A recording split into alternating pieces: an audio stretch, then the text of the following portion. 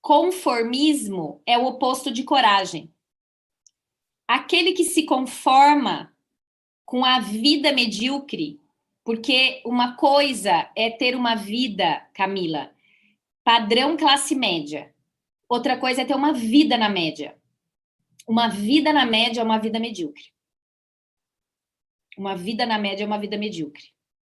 E o conformismo com essa vida medíocre, com não ser tudo que você nasceu para ser, com não ser tudo que você veio ser nesse planeta, é o oposto da coragem. Então, é preciso coragem para assumir o comando do navio e navegar contra a maré. Qual é o mais estranho segredo do mundo? Nós nos tornamos aquilo em que pensamos. Então, se eu penso que eu sou rica, eu me torno rica. Se eu penso que eu sou inteligente, eu me torno inteligente. Quantas histórias dos homens, os homens mais brilhantes que a gente já viu, que repetiram de ano, que foram expulsos da escola, Albert Einstein, Thomas Edison, que os seus cujos talentos foram negados pela sociedade. Mas porque eles acreditavam que eram inteligentes e que eram capazes, eles construíram coisas brilhantes. Se eu penso que eu posso aprender, eu de fato eu aprendo. Se eu penso que eu posso ter um câncer, eu tenho um câncer. Se eu penso que eu tenho medo de ficar pobre, eu fico pobre. Se eu penso que eu posso perder o dinheiro, eu perco. Se eu penso que eu posso sofrer um acidente, eu sofro.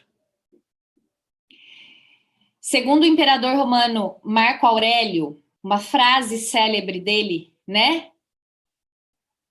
Ele disse de uma outra... Marco Aurélio, gente, do Império Romano. Olha onde a gente está indo. A vida de um homem será aquilo que os seus pensamentos fizerem dela. Então, assim, não é a Dani que está falando isso. Essa sabedoria sempre existiu. Lembra que eu falo? A sabedoria, ela está aí como se fosse oxigênio.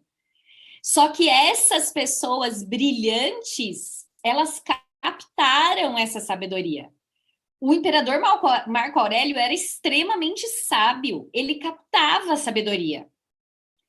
Emerson, filósofo e escritor, ele escreveu o seguinte: uma pessoa é aquilo que ela pensa o dia inteiro. Vamos para a Bíblia? Em Marcos 9, 23, disse Jesus: tudo é possível ao que crê. Está escrito lá. Se pensamos negativo, vamos ter resultado negativo. Se pensamos positivo, vamos ter resultado positivo. Como credes, assim vos será feito. Quer dizer, se você tiver um grande objetivo, ou alguns grandes objetivos, algo que seja o seu principal pensamento, o que vai acontecer?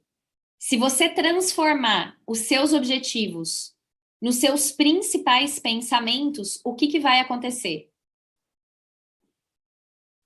Você vai realizar. Exatamente, Camila, assim como tu pensas, tu és. Shakespeare também falou sobre isso, mas com o viés da negatividade. Nossas dúvidas são traiçoeiras e nos fazem perdermos o que poderíamos ganhar pelo medo de arriscar. Eu fiz uma live sobre o poder do subconsciente que chama Fale Mentiras o Tempo Todo. E nessa live eu expliquei que a mente subconsciente, nós temos duas mentes.